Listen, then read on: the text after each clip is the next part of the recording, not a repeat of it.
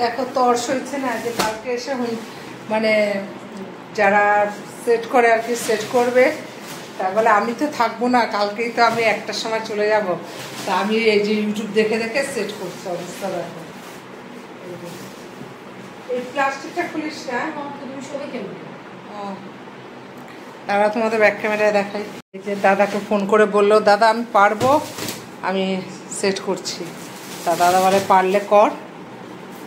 দেখো অবস্থাটা,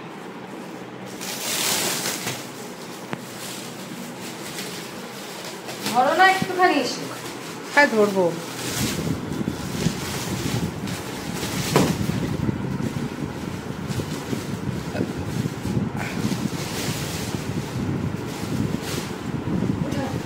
কি দাঁড়া,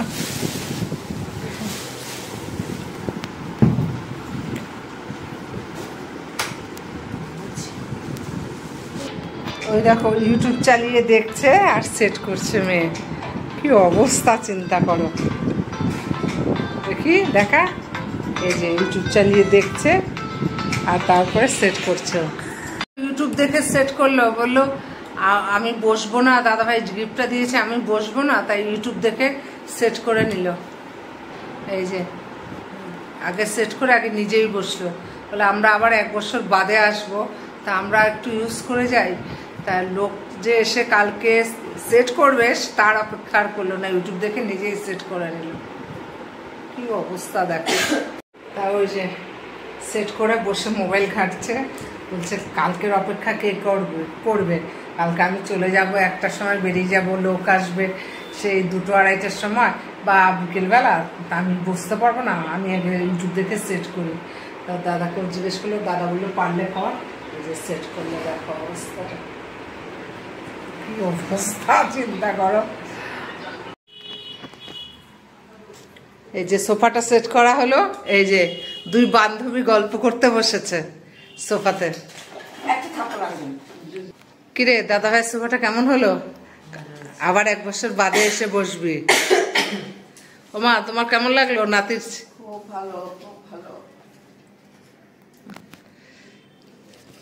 আশীর্বাদ করছি, আরো বড় মনের মানুষ। সোফাটা সত্যি সুন্দর হয়েছে। আমিও বসলাম, দারুণ হয়েছে সোফাটা, ছেলের পছন্দ আছে বলতে হবে।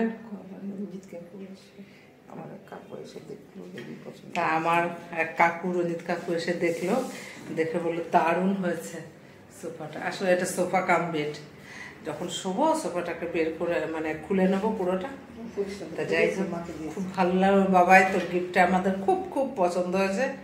ভালো থাকিস, সুস্থ থাকিস, আর তুই এসে এখানে শুয়ে শুয়ে মোবাইল ঘাটবি।